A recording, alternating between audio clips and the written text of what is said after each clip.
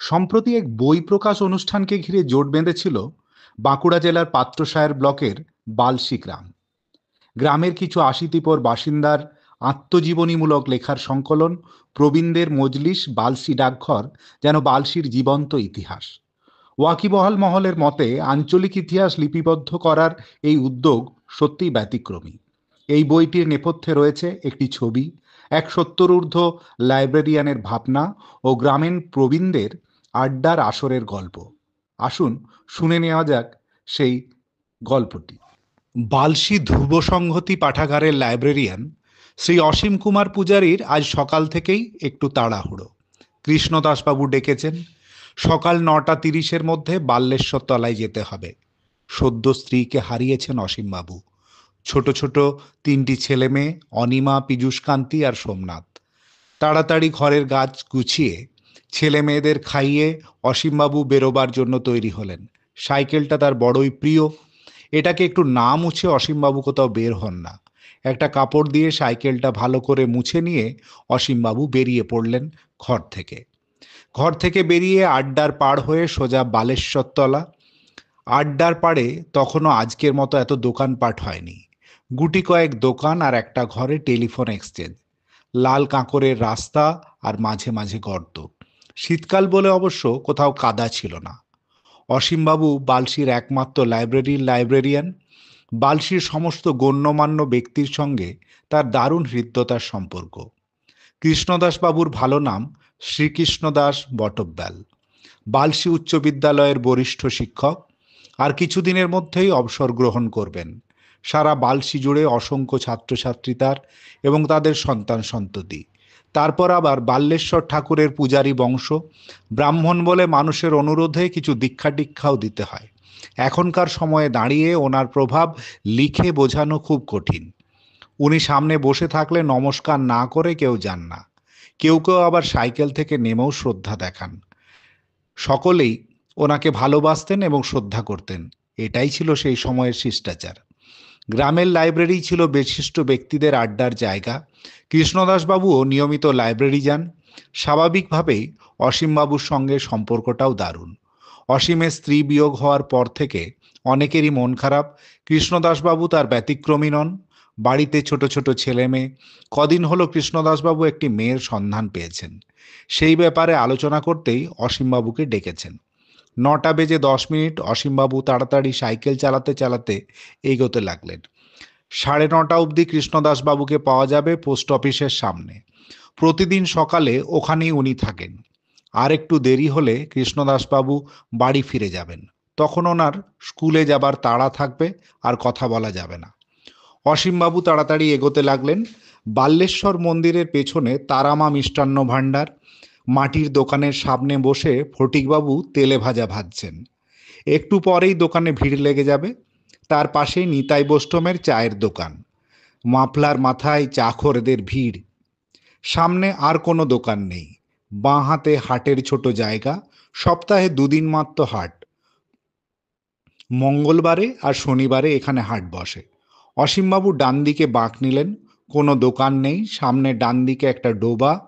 আরও সামনে এগিয়ে চন্দ্রবাবুর খড়ের চালের মিষ্টির দোকান। সামনে একটি বিশাল বটগাছ। পুকুরের উল্টো দিকে বাল্লেশ্বর মন্দির বেশ স্পষ্ট দেখা যায়। মিষ্টির দোকানের পাশেই পোস্ট অফিস। ইটের দেওয়াল আর খড়ের চাল। সামনে দুটো শালের খুঁটি। উঁচু দাওয়াতে বসে আছেন মাস্টারমশাই এবং আরও অনেক সম্মানীয় ব্যক্তি। সকলেই অসীমবাবুকে চেনেন। সকলেই বালশির প্রাচীন ব্যক্তি। সকলেই কৃষ্ণদাসবাবুর সমবয়স্ক বা 1-2 বছরের ছোট বড়।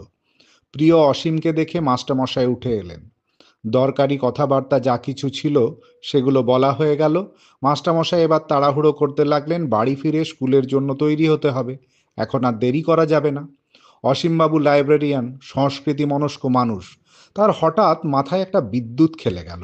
এই যে সকালের বয়স্কদের মজলিস, এটাকে ক্যামেরায় ধরে রাখা যায় না? যেমন ভাবা তেমন কাজ। সঙ্গে সঙ্গে অসীমবাবু মাস্টারমশাইকে প্রস্তাব দিলেন, স্যার, আপনাদের মজলিসের একটা ছবি তুলে রাখতে চাই। মাস্টারমশাই প্রাচীন মানুষ, এসব বোঝেন না। এসব আবার কেন বাপু? অসীমবাবু নাছোড়বন্দা, কিছুতেই ছাড়বেন না। বারবার অনুরোধ করতে লাগলেন। তিনি জানেন এই ছবিটার গুরুত্ব কী। অনেক কষ্টে মাস্টারমশাইকে রাজি করলেন। ঠিক হলো পরের দিন সকালে ছবি তোলা হবে। সবই ঠিক হলো। এখন ছবি তোলা কিভাবে হবে? ক্যামেরাম্যান কোথায় পাওয়া যাবে? বালশি গ্রামে কোনো স্টুডিও নেই, ক্যামেরা কোথায় পাওয়া যাবে? কাছাকাছির মধ্যে একমাত্র পাত্রসায়েরে একটা স্টুডিও আছে, স্বপন স্টুডিও। বালশির কাছের ভগবানবাটির লোক মধুসূদন ঘোষাল, তার একমাত্র ক্যামেরা আছে। বিকালে পাত্রসায়ের যেতে হবে। অসীমবাবু বাড়ি ফিরে এলেন। বাড়ির সমস্ত কাজ সেরে ছেলেদের খাইয়ে দাইয়ে দুপুরের মধ্যে লাইব্রেরি চলে গেলেন। লাইব্রেরির সহকারী সত্যনারায়ণ গাঙ্গুলি তাকে সমস্ত দায়িত্ব বুঝিয়ে অসীমবাবু পাত্রসায়েরের উদ্দেশ্যে রওনা হলেন। আজকের মধ্যে মধুসূদন বাবুকে বলতে হবে, যাতে কাল সকালে পাত্রসায়েরের স্টুডিও যাবার আগে বালশিতে উনি ছবিটা তুলে দিয়ে যেতে পারেন। বিকেল 3টে নাগাদ অসীমবাবু পল্লীশ্রী মোড়ে পৌঁছালেন। ভালো হলো, মধুসূদন বাবুর সাথে দেখা হয়ে গেল। মধুসূদন বাবু বাড়ি ফিরছিলেন। ওনার সঙ্গে সমস্ত কথা হয়ে গেল। কাল সকালে পাত্রসায়ের স্টুডিও যাবার আগে উনি বালশিতে ছবিটা তুলে দিয়ে যাবেন, সকাল 9টা। অসীমবাবু নিশ্চিন্ত মনে লাইব্রেরিতে ফিরে এলেন।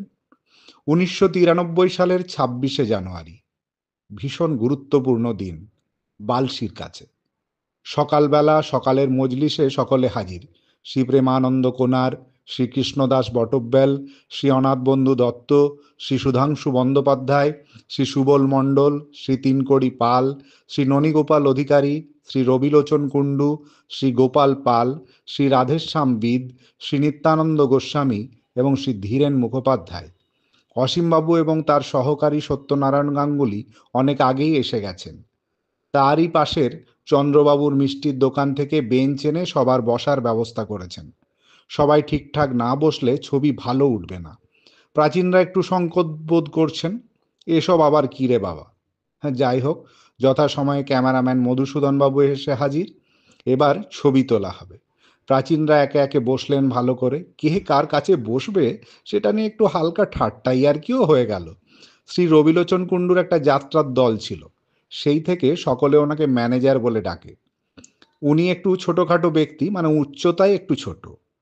তাড়াহুড়োই পিছনের বেঞ্চে বসে পড়েছিলেন। শ্রী প্রেমানন্দ কোনার লম্বা চওড়া মানুষ, সামনের বেঞ্চে এসে বসতেই রবিলোচনবাবু ঢাকা পড়ে গেলেন। আবার এক প্রস্থ হাসির রোল উঠল। প্রাচীনরা খুব হামুদে মানুষ, সংকোচ কাটিয়ে ব্যাপারটাকে বেশ উপভোগ করছেন সকলেই। এবার সবাই ঠিকঠাক বসে পড়েছেন। একজনের বসার আর জায়গা হচ্ছে না, তিনি শ্রী গোপালচন্দ্র পাল, বর্তমানে একমাত্র জীবিত সদস্য সেই আড্ডার। তাড়াতাড়ি করে সামনের দোকান থেকে একটা মোড়া নিয়ে আসা হলো, ওটাতেই বসলেন তিনি। তারপর এলো সেই মুহূর্ত। 1993 সাল 26শে জানুয়ারি, সময় আনুমানিক সকাল 9টা। অসীম কুমার পূজারী ও সত্যনারায়ণ গাঙ্গুলির সারা মুখে হাসির আলোকমালা। পথ চলতি দু একজন মানুষও দাঁড়িয়ে গেছেন ব্যাপারটা কি হচ্ছে দেখার জন্য। মধুসূদনবাবু ক্যামেরা তাক করে একটা চোখ বন্ধ করলেন। তারপর বাঁ হাতের ক্যামেরায় লেন্স ঘুরিয়ে হঠাৎ বলে উঠলেন, রেডি। প্রাচীনরা একেবারে টান টান হয়ে বসলেন। কারো মুখে আবার হালকা হাসি। এবার মধুসূদনবাবুর ডান হাতের তর্জনী ক্যামেরার শাটারে হালকা একটা চাপ, একটা আলোর ঝলকানি। চিরস্থায়ী হয়ে গেল একটা মুহূর্ত আগামীর জন্য। আজও বালশি ধ্রুবসঙ্গতি পাঠাগারের দেওয়ালে ফ্রেমবন্দি হয়ে শোভা পাচ্ছে সেই মুহূর্তটা, যার নাম সকালের মজলিস। অসীমবাবু শুধু ছবি তুলেই ক্ষান্ত হলেন না, তিনি একজন সত্যিকারের অনুসন্ধিৎসী মানুষ, গ্রন্থাগারিক। তাই তথ্য সংরক্ষণের গুরুত্ব তিনি বোঝেন। এই মজলিসে উপস্থিত প্রত্যেক ব্যক্তি প্রাচীন এবং তারা স্বাধীনতার আগে থেকে গ্রামের বহু কিছু দেখেছেন। সেগুলোকে লিপিবদ্ধ করা ভবিষ্যতের জন্য খুব গুরুত্বপূর্ণ। তাই পরের দিন থেকে তিনি একটা ডায়েরি নিয়ে প্রত্যেকের বাড়ি বাড়ি ঘুরতে লাগলেন। ছোটবেলায় যে যা দেখেছেন একটু লিখে দিন। এরকম কাজ আগে কেউ করেনি, তাই সবারই সংকোচ বোধ হতে লাগলো। কি হবে রে বাবা ওসব গ্রামের পুরনো কথা লিখে। অসীমবাবু নাছোড়বন্দা, জানেন এর গুরুত্ব। যাই হোক, বারবার অনুরোধে প্রাথমিক সংকোচ কাটিয়ে প্রাচীনরা লিখলেন গ্রামের কথা, নিজেদের জীবনের কথা, তাদের বাপ ঠাকুরদার কথা, এছাড়াও তাদের জীবন জীবিকার সাথে যুক্ত অনেক কথা। সেখানে আছে গ্রামের ইতিহাস, সমাজ, অর্থনীতি, তৎকালীন যোগাযোগ ব্যবস্থা, শিক্ষা প্রতিষ্ঠান, আরও বহু কিছু। এক কথায় গ্রামের ইতিহাসের বহু মূল্য দলিল। সারা পৃথিবী জুড়ে বহু বিখ্যাত মানুষ তাদের আত্মজীবনী লিখেছেন, কিন্তু তথাকথিত একটা অখ্যাত গ্রামের কিছু মানুষ তাদের আত্মজীবনী লিখছেন, এমন উদাহরণ ইতিহাসে বিরল। এতদিন অসীমবাবু বুকে করে সেই দলিল রক্ষা করছিলেন। ইদানিংকালে বালশির কিছু মানুষ সেই দলিলটিকে বই আকারে ছেপে বালশির মানুষকে উপহার দিলেন। সেই বইটি হল প্রবীণদের মজলিস, বালশির ডাকঘর, আঞ্চলিক ইতিহাস সংরক্ষণের এক যুগান্তকারী পদক্ষেপ। সম্ভবত গোটা ভারতবর্ষেই এটা একটা দৃষ্টান্ত হয়ে রইল। দৃষ্টান্ত করল বালশি গ্রাম, বালশি গ্রামের মানুষ।